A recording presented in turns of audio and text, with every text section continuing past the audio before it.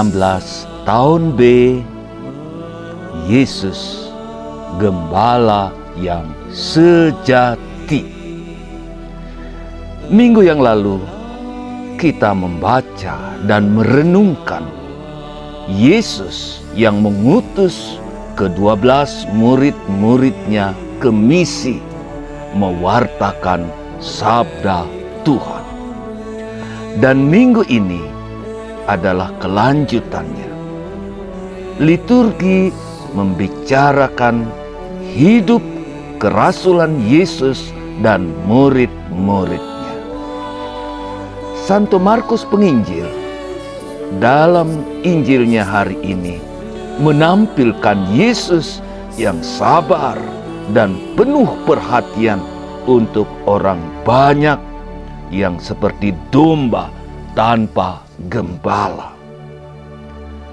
Bacaan pertama, Yeremia mengkritik gembala-gembala Israel yang tidak ada hati, yang becus dengan domba-dombanya. Santo Paulus merefleksikan damai yang Yesus bawa untuk kita berkat salibnya. Selamat berjumpa kembali Bapak Ibu, saudara-saudari kaum muda dan anak-anak yang terkasih. Bagaimana kabar Anda hari ini? Pasti ada damai, sukacita dalam hati Anda, bukan? Itulah damai Kristus yang kita hidupi. Tetap semangat, tetap berharap, tetap beriman di tengah-tengah pandemi ini.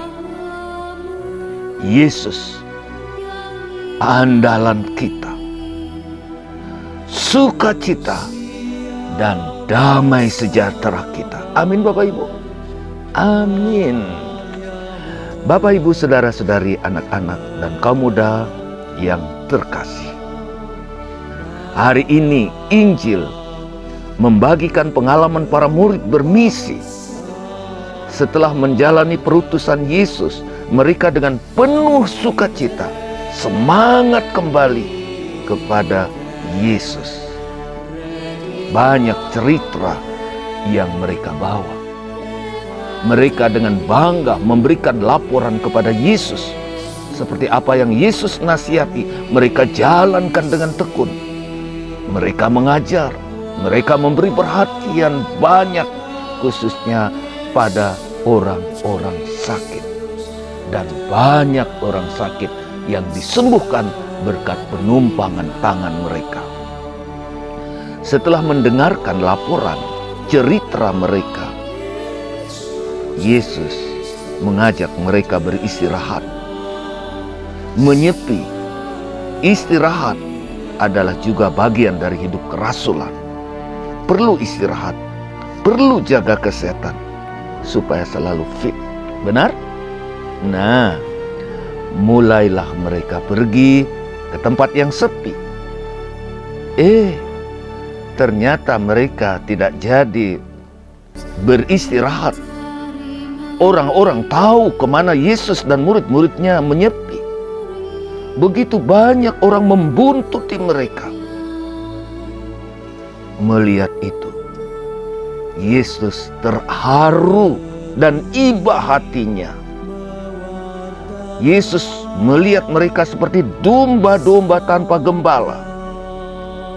Yesus sangat kasihan pada mereka. Perhatian Yesus mendorongnya untuk berbuat sesuatu. Meskipun mereka letih, Yesus melayani mereka. Nah Bapak Ibu, saudara-saudari yang terkasih, dalam hidup ini, dalam hidup kita, apalagi dalam situasi sulit yang kita hadapi, apa yang kita butuhkan? Yang dibutuhkan adalah kebenaran. Kebenaran firman Tuhan menuntun kita dalam perjuangan hidup ini. Kita tak dapat hidup tanpa cahaya, tanpa penerangan. Dan untuk hidup kita, cahaya, tuntunan, penerang hidup tiada lain adalah kebenaran. Dia yang tak mengenal kebenaran, dia tak akan dapat menemukan jalan yang baik dalam hidup ini. Dia akan hidup tanpa arah. Akhirnya, hidup yang tidak menentu. Tak ada harapan.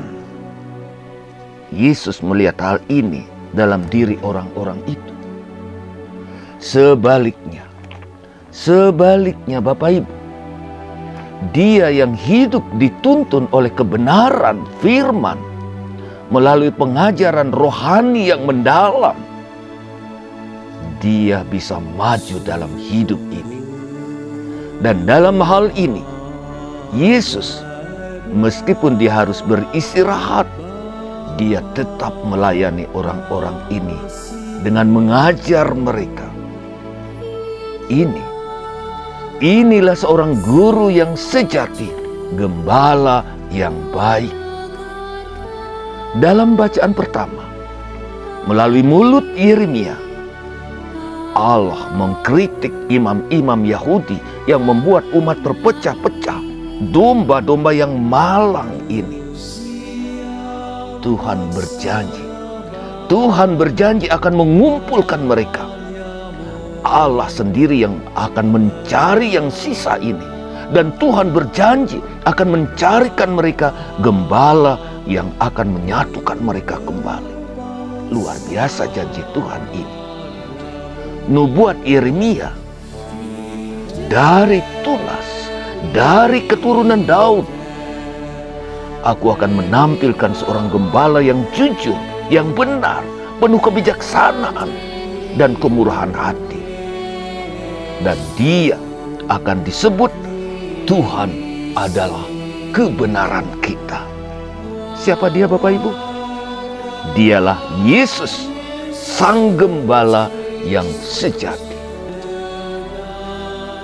Apa yang dinubuatkan Yeremia sungguh terpenuhi dalam diri Yesus, keturunan Daud dan gembala yang baik, yang memperhatikan, yang merawat domba-dombanya, yang menyatukan yang tercerai-berai, dan yang memberikan hidupnya untuk domba-dombanya. Paulus dalam refleksinya yang kita dengarkan dalam bacaan kedua, mengajak kita untuk menemukan salah satu dari sekian banyak hidup kerasulan Yesus. Ia berbicara tentang penyatuan kembali semua orang menjadi satu kawanan, satu bangsa. Dialah Yesus Kristus damai kita. Dia datang membawa damai bagi kita. Yesus adalah seorang yang menyatukan, seorang gembala yang menyatukan kembali yang tercerai-berai menjadi satu kawanan. Memang Bapak Ibu, sebelum kedatangan Kristus, perpecahan merajalela. Seperti ada tembok pemisah antara bangsa terpilih dan bangsa-bangsa lain, bangsa-bangsa kafir.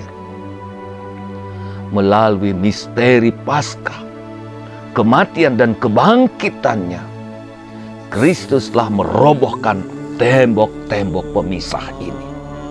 Kita ingat, ketika Yesus menghembuskan napasnya, tirai pemisah di bait suci tersobek menjadi dua. Ini ada maknanya. Ini ada maknanya.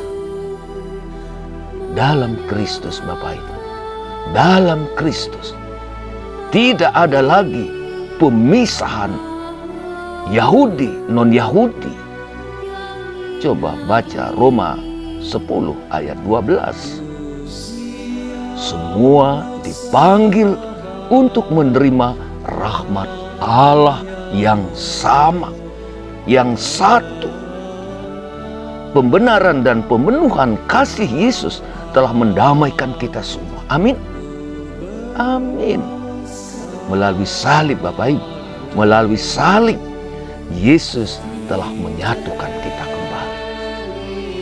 Semoga melalui firman Tuhan yang kita renungkan dalam minggu ke-16 ini semakin meyakinkan dan meneguhkan kita untuk saling mengasihi sebagai saudara. Kita berdoa pada kesempatan ini untuk kesatuan gereja, kesatuan umat manusia. Semoga damai meraja di tengah-tengah bumi yang lagi kacau ini. Selamat merenungkan. Salam Pater Agus Inyoman Murtika, SPD, Domus Orationis Batu Malang. Tuhan memberkati kita semua. Terima kasih, terima kasih, terima kasih.